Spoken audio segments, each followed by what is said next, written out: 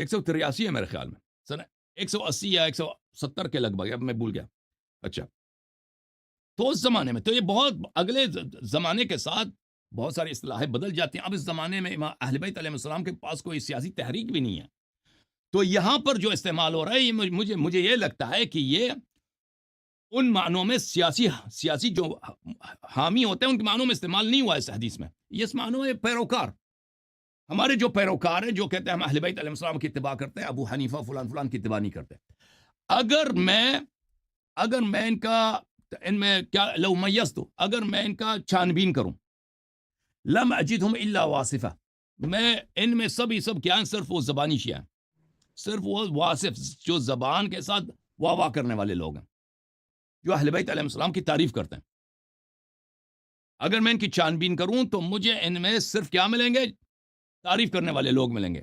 وَلَوْ امْتَحَنْتُهُمْ لَمَا وَجَدْتُمْ إِلَّا مُرْتَدِّينَ، اور اگر میں ان کا امتحان لے لوں تو میں ان کو صرف مرتدین پاؤں گا. مرتدین، یہاں مرتدین دیکھیں لغت میں، احادیث میں، تاریخ میں بعض جگہوں پر شرعی معنوں میں استعمال ہوا ہے اور بہت سارے مقامات پر لغوی معنوں میں استعمال ہوا ہے. لغوی معنوں میں کیا ہے کہ آپ کسی بات کا انکار کریں، کسی بات سے پھر جائیں اور اس کو چھوڑ دیں، اس کو ترک کریں. تو مجھے نہیں لگتا کہ امام علیہ الصلوۃ والسلام یہاں پہ وہ تکفیر کر رہے ہیں. ہمیں جو لگ رہا ہے یہاں پر کہ بہت ساری جگہوں پہ ارتدہ کس معنوں میں ہوتا ہے، یہ معنوں میں نہیں ہوتا کہ وہ دین ہی سے خارج ہو گئے، جہنمی ہو گئے. مطلب یہ ہوتا ہے یہاں پر کہ یہ حق کے ساتھ وفادار لوگ نہیں ہیں. اگر میں ان کو امتحان لے لوں، فلما وجدتم الا مرتدین، میں ان کو نہیں پاؤں گا سوائے ان لوگوں کو جو امتحان کے وقت ہمیں چھوڑ کے جائیں گے. ارتداد کس کو بولتے ہیں؟ ارتداد بولتے ہیں پھیچ، آپ کسی چیز کو چھوڑ کے نکل جائیں. یہ لغوی معنی ہے. وَلَوْ تَمَحَّسْتُهُمْ لَمَا خَلُصَ مِنَ الْأَلْفِ وَاحِدٍ، اور اگر میں ان کو بہت ہی چھان بین کروں اور بہت تمحیص کروں، برے کو اچھے سے الگ کروں، تو اچھے بہت کم ہیں، 1000 میں سے ایک بھی نہیں ملیں گے. وَلَوْ غَرْبَلْتُمْ غَرْبَلَةً لَمْ يَبْقَ مِنْهُمْ إِلَّا مَا كَانَ لِي، اور اگر میں غربال بولتے ہیں نا، وہ آٹا ہوتا ہے نا، آٹا کو آپ ڈالتے ہیں اس میں جالی ہوتی ہے، اس کو کیا بولتے ہیں اردو میں؟ چھاننا کہتے ہیں اسے. چھاننا. اگر میں ان کو چھان لوں چھنی کہتے ہیں. تو ان میں سے صرف وہ خاص افراد جو میرے پیروکار ہیں وہی بچ جائیں گے، باقی نہیں بچیں گے. ٹھیک ہے نا؟ انہم طالما اتکوا علی الارائک، یہ تو بہت عرصے سے انہوں نے کوئی سختی برداشت نہیں کیا، یہ تو ہمیشہ بستروں پہ لیٹے ہوئے لوگ ہیں. ارائک بولتے ہیں نا وہ چیز جس پہ آپ ٹیک لگاتے ہیں، تکیہ. یہ تو تکیے پہ بیٹھے ہوئے لوگ ہوتے ہیں. یہ اگر میں ان کو چھان لوں تو ان میں سے جو صرف خواص ہے وہی بچائیں گے، دوسرے نہیں بچیں گے. فقالوا نحن شیعہ علی، یہ کہتے ہیں ہم علی السلام کی شیعہ ہیں. انما شیعۃ علی من صدق قوله فعلا، جو بھی کہتا ہے میں علی علیہ السلام کا شیعہ ہوں وہ شیعہ نہیں ہے. شیعہ علی وہی ہے جو قول اور فعل میں ایک جیسا ہو، جس کی قول اس کی فعل کی تصدیق کرے. ٹھیک ہے نا؟ تو یہ بات جو انہوں نے فرمائی یہ کوئی عجیب بات نہیں ہے. اللہ تعالیٰ نے دیکھیں قرآن مجید میں اور ہمیشہ اغلبیت کی، اکثریت کی اللہ تعالیٰ نے وَقَلِيلٌ مِّنْ عِبَادِي الشَّكُورُ، اللہ تعالیٰ نے فرمایا کہ بہت سارے کم میرے بندے ہیں جو کیا ہیں، جو میری شکر بجا لاتے ہیں. اکثر کافر لا، بلے فرمایا کہ ملاحظہ کریں پورا یہاں سورہ صاد میں اللہ تعالیٰ اعوذ باللہ من الشیطان الرجیم الا الذین آمنوا وعملوا الصالحات وقلیل منهم، جو لوگ ایمان لاتے ہیں اور عمل صالح بجا لاتے ہیں وہ بہت کم ہوتے ہیں. وہ بہت کیا ہوتے ہیں؟ بہت کم ہوتے ہیں. وقلیل ما هم، یہ بہت کم ہوتے ہیں جو ایمان عمل صالح بجا لاتے ہیں، جن کی ایمان خالص ہوتی ہے. مشکلات کے وقت وہ بے وفائی نہیں کریں گے. ٹھیک ہے نا؟ اگر ان کا امتحان لیا، آپ اپنے دوستوں میں دیکھیں، اگر آپ کے 100 دوست ہیں، مشکل کے وقت کون آپ کے کام آئے گا؟ جو آپ کی خاطر آپ کو اپنے خطرے میں ڈال دے گا نا، وہ تو بہت کم ہے. اکثر لوگ آپ چھوڑ دیں گے. بھائی آپ امتحان کا جب وقت آئے گا وہ آپ کو چھوڑ دیں گے. یہ دنیائی قاعدہ ہے. شیعہ قوم میں بھی اہل بیت علیہ السلام کے ماننے والوں میں یہ وہ لوگ جو زبانی طور پہ شیعہ واہ واہ کرنے والے ان کی اکثریت ہے. جو عمل میں اہل بیت علیہ السلام کے لیے قربانی دینے کے لیے تیار ہوں اور سختیاں جھیلنے کے لیے تیار ہوں وہ بہت کم ہے. یہ امام علیہ السلام فرماتے ہیں، جی ہم اس کو مانتے ہیں، یہ ہمیشہ یہ اللہ نے بھی فرمایا قلیل من عبادی الشکور، ٹھیک ہے نا؟ اللہ نے بھی قرآن میں فرمایا الا الذین آمنوا وعملوا الصالحات وقلیل ما هم، یہ ایمان والے عمل صالح والے بہت کم ہیں۔ جی سر، یہ تو بہت زیادہ ہے قرآن و سنت میں۔ جی ٹھیک سر، آپ نے اس کا نا کافی تفصیلاً جواب دے دیا، ایک ضمنی سوال تھا لیکن وہ پھر بات اوور ٹاپ بھی ہو جائے گی، اگلے سوال پہ چلتے ہیں۔ جی سر، جو کچھ مطلب اگلا سوال یہ ہے کہ جو یہ ماتم ہے اور یہ گریہ ہے، کیا یہ اہل بیت کی سنت ہے؟ یعنی کہ کیا یہی اہل بیت کا دین ہے؟ جی میں نے ان کا سوال دیکھا ماتم تھا تو زنجیر میں نے زنی کچھ ان کے کوئلوں پر چلنا۔ جی ارشاد بٹی صاحب کے ان کے انٹرویو میں پورا میں نے نہیں دیکھا، اس کے کچھ حصے میں نے دیکے ہیں۔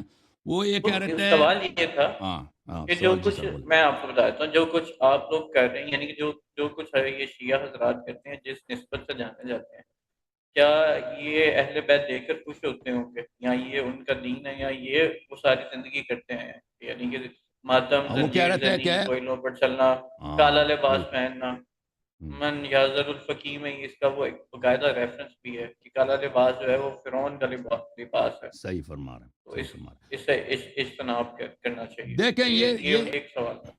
دیکھیں اہل بیت علیہ السلام سے محبت کرنا بالکل، جی ہاں بالکل، خدا خوش ہے، رسول صلی اللہ علیہ وسلم راضی ہے، اور اہل بیت علیہ السلام کے ماتم پہ رونا گریہ کرنا یہ تو رسول صلی اللہ علیہ وسلم کی سنت ہے، اور رسول اللہ صلی اللہ علیہ وسلم نے نزول مصیبت سے پہلے امام حسین علیہ السلام پہ بلند آواز سے روئیں۔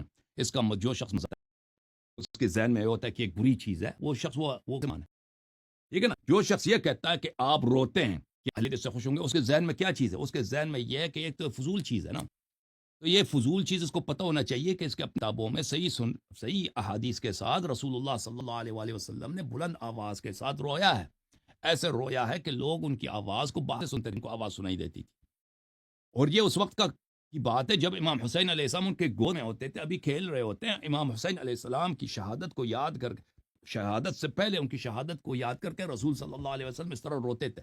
ان کی اپنی کتابوں میں نے اس کو بہت سارے وسائل کے ساتھ، ریفرنسز کے ساتھ، ہمیشہ محرم سے پہلے میں نے دکھائے، میرے سپیچز یہاں پہ موجود ہیں۔ تو اس کا مذاق اڑانا اور اہل بیت علیہ الصلوۃ والسلام کی محبت کو، اس کو ایک ہلکا چیز سمجھنا، یہ وہ شخص کا کام ہے جو نہ رسول کو جانتا ہے، نہ قرآن کو جانتا ہے، نہ اسلام کو جانتا ہے، جہاں تک رونے کی بات ہے۔